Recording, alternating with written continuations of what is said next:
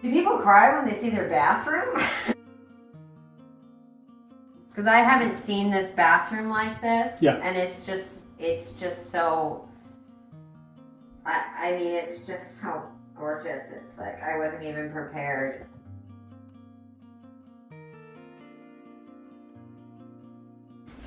Why don't you go ahead and shoot some of the Depths. What we've got here is something where the realtors have said that they don't know if the house will sell unless we do something about this bathroom. And part of the issue with the bathroom is that this was once a functioning jacuzzi with jets here and here, and it no longer has that function.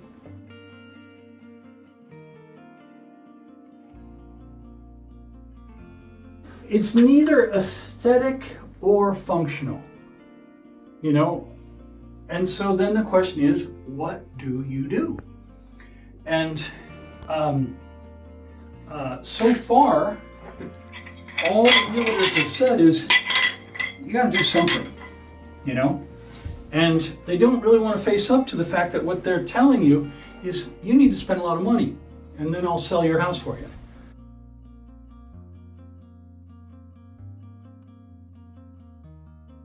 So my name's Sam Zimmerman, and Daniel's my brother, and I've been a general contractor now for about 20 years. I live in the mountains of western North Carolina. It's a very interesting and challenging place to build, and I like to say that the reason I'm in charge is because I've made all the mistakes that the guys working for me are about to make. One of the concerns we had here was whether or not this was going to stick. It's really on there. What I've done is I've just, with a few hardened tools, I've removed the excess from this row, and it was not easy. And there's no way you could pry one of these off.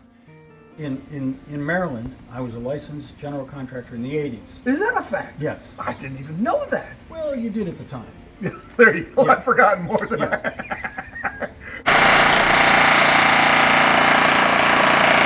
Dan and I used to pull prefab houses out of tractor trailers and stand them up. Kind of what you're hoping to see? Beautiful. Do you notice that all the imperfections you were seeing when the tile was not yet grouted Yes. are no longer offensive? Yes, they are. Yeah. Gone. Truthfully, you know, most general contractors are primarily going to be for working with a customer who's going to live in the house. Yeah.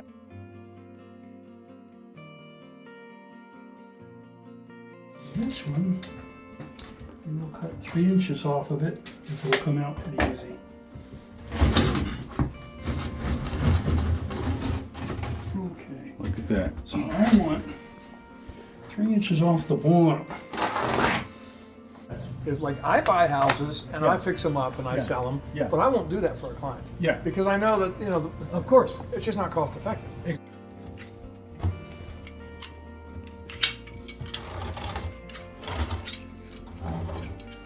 Exactly. And I refer them Yeah. to guys who are multi-skilled, Yeah. who can do their own design, who Yeah. can walk a client through on. Yeah. And what I'm going to be doing is making up some fast setting stuff to put on this side to fill it. Okay.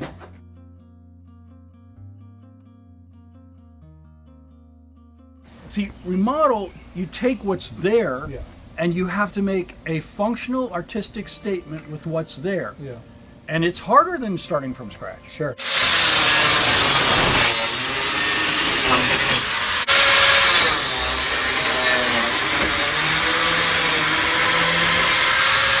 So what we did here, these are shark bites. And by using shark bites, we didn't have to use a torch around this valve body. It's not good for it to have a torch near it, it runs the risk of damaging internal parts. My wife and I have an Airbnb, and we came up across a problem where we have this beautiful old bathroom with this huge tub, and we had a gap of about 3.5 days in which to repair a floor that had rotted apart. This tile was coming apart.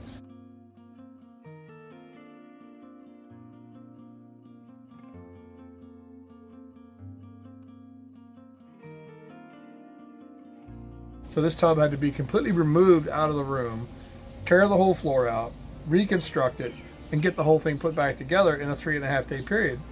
I'm a general contractor. I pay the mortgages for a lot of subcontractors, and I said flat out to my wife, I said, I can't get it done. There's no way I can get that done.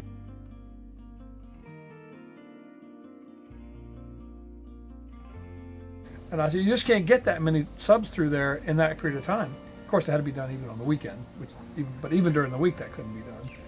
So I said, I'm going to have to break down and call my brother. And the other interesting thing about the planning is when I run that oak, I'm going to run it right into this ceiling space. So I will make it taller than the drywall, and then if anyone needs or wants to take it out, I'll have it set up. But really what he is that unique person. I like to refer to them as independent contractors, or a freelance contractor, you could call it. But it's someone who has all those skills just because they have the years of experience and that particular mindset to grasp a lot of skills. So these are to hold a curved polycarbonate shower screen. It's in effect a shower curtain, but it'll be in place all the time. A lot of tile setters have been setting tile for 20 years, but they have no clue about plumbing. And a lot of plumbers have been doing plumbing for years and years, but have no clue about carpentry. So every once in a while you run across that person who can do carpentry, can do concrete work, can do plumbing, can do wiring, can do drywall, can actually paint, set tile. Sam's first reaction to that sliding glass door was, yeah, probably about 20,000, and this is why, and and then somehow you steered it into, but what about just adjusting it and doing this? Well, yeah, you could do that, but what the general contractor has to avoid is the kind of experience that Nicole has had here, where multiple things just don't go as well as expected, and therefore you lose face. And when you're asking for your $20,000 or $30,000, you don't get it. And they make a process like this, instead of for me having to go step by step and bring in 7 and 8 and 9 subcontractors, even in a bathroom, I can call one person. And get the client to understand that you're doing what Those you're steps. doing at every step. Yeah. Understanding it is half the job. Yeah, you got to communicate to 7 different subs. Yeah. You got to get back and forth with the homeowner and 7 different subs. The whole thing just becomes an amazing turmoil for one little room. And they look at you and you say $20,000, $30,000 for a little bitty bathroom, and they think, how can that be true? And you walk them through the logic and they realize, oh, it is true. And now this curve, it looks great, Your elbow will not be challenged by this, It's that big bubble really helps. Yeah, I actually, when people say, how long does it take to, do a kitchen? When I say, 12 or 15 weeks.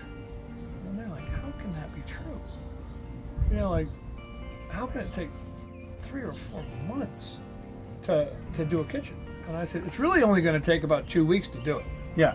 But it's going to be scheduling all those different people, and they all got to come back twice, Yeah. and they've all got families, and they've all got people, who get sick, and Yeah. they've all got mothers who have to go be visited, and it's an endless trail.